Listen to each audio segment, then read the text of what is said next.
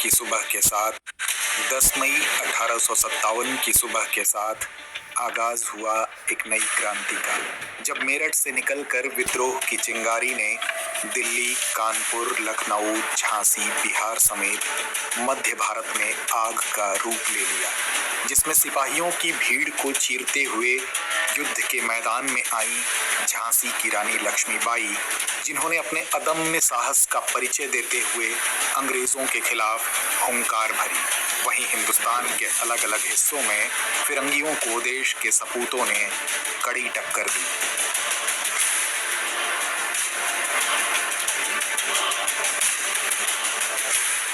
यह विद्रोह साक्षी बना रक्त रंजित मातृभूमि का, जिसकी रक्षा के लिए कई शूरवीरों ने अपने प्राणों की आहुति दी। इस विद्रोह ने कंपनी के शासन का अंत किया, लेकिन इसके बाद ब्रिटिश सरकार ने अपने हाथों में ली भारत की कमान। स्वागत है दोस्तों आजादी के अगले भाग में, जहां रूबरू होंगे 1857 की क्रांति से जुड़े अनछुए पहलुओं से। टीपू सुल्तान की मृत्यु के बाद लॉर्ड वेलेस्ली ने मैसूर साम्राज्य के सूंदा और हरपोनली जिलों को मराठों को देने की पेशकश की, जिसे बाद में मना कर दिया गया। तो वहीं कनारा, वायनाड, कोयम्बटूर, द्वारापुरम एवं श्रीरंगपट्टनम पर अधिकार कर लिया। मैसूर का नया राज्य एक पुराने हिंदू राजवंश के कृष्णराज तृतीय वाडियार को सौंप दिया गया, जिसने सहायक संधि स्वीकार कर ली। इधर धीरे धीरे पूरे भारत में कंपनी अपनी हुकूमत का प्रसार कर रही थी। विस्तारवाद की नीति से आगे बढ़ रही ईस्ट इंडिया कंपनी व्यापगत के सिद्धांत के साथ आगे आई। यह सिद्धांत लॉर्ड डलहौजी लेकर आए थे, जिसके अनुसार वे राज्य जिनका कोई उत्तराधिकारी नहीं था अपने शासन करने के अधिकार खो देते थे, और इन राज्यों की सत्ता कंपनी की झोली में आ गिरती थी। जाहिर है कि इस नीति के माध्यम से कंपनी अपने राज्य क्षेत्र का विस्तार करना चाहती थी, और हुआ भी यही।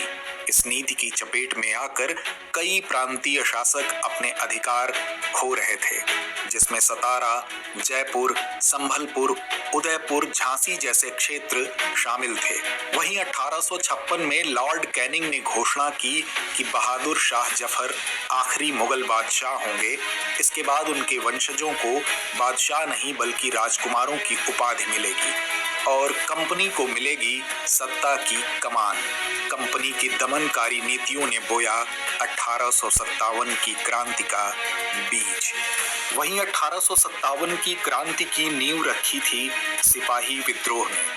दरअसल उस समय कंपनी की सेना में मौजूद भारतीय सैनिकों को नई एनफील्ड राइफल दी गई थी, जिसके कारतूसों को मुंह से खोलने के लिए कहा गया। ऐसा माना जाता था कि ये कारतूस गाय और सूअर की चर्बी से बने होते थे, जो हिंदू और मुस्लिम दोनों समुदायों की धार्मिक भावनाओं को आहत करता था। इन कारतूसों को लेकर बैरकपुर छावनी में 29 मार्च 1857 को मंगल पांडे नामक सिपाही ने ब्रिटिश अधिकारियों के खिलाफ बगावत का बिगुल फूंक दिया। मंगल पांडे का विद्रोह अंग्रेजों के खिलाफ सैनिकों के बीच उभर रहे गुस्से का प्रतीक बन गया। उन्हें गिरफ्तार कर 8 अप्रैल 1857 को फांसी पर चढ़ा दिया गया। मंगल पांडे की फांसी के बाद से अंग्रेजी सेना में शामिल भारतीय सिपाहियों ने खुलेआम विद्रोह किया।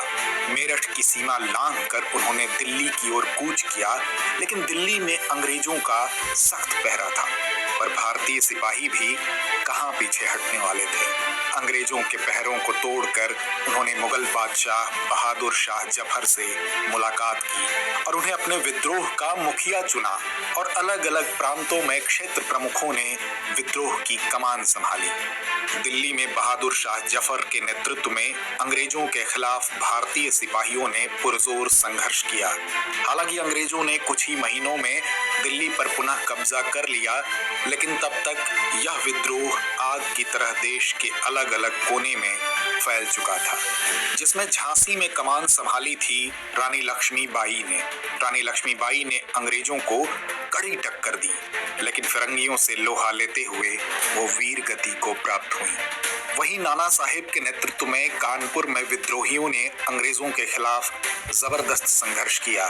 यहाँ अंग्रेजी सेना को भारी नुकसान उठाना पड़ा। दूसरी ओर बेगम हजरत महल ने लखनऊ में अंग्रेजों के खिलाफ विद्रोह का नेतृत्व किया।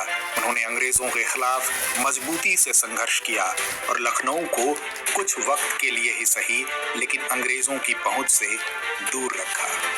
हालांकि यह विद्रोह धीरे धीरे कमजोर पड़ गया।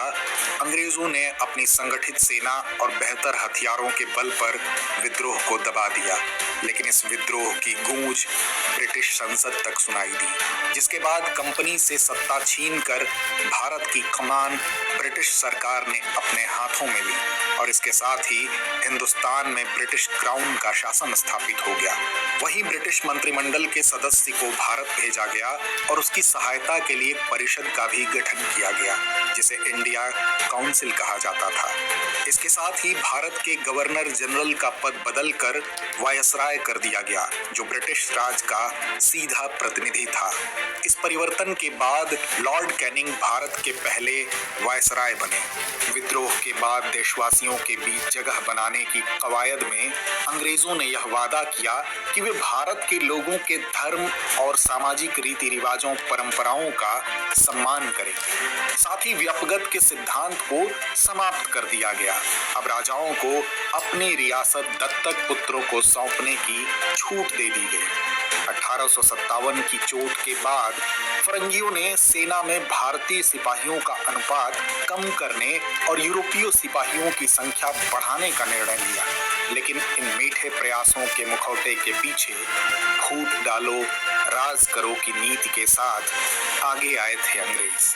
क्रांति की ज्वाला ठंडी जरूर पड़ गई थी, लेकिन बुझी नहीं थी और इस ज्वाला ने जलाई थी देशवासियों के बीच मातृभूमि के प्रति प्रेम की मशाल और साथ ही अब भारतीय भी अंग्रेजों को उनकी कुटिलता का जवाब उनकी ही बोली में देने को तैयार थे।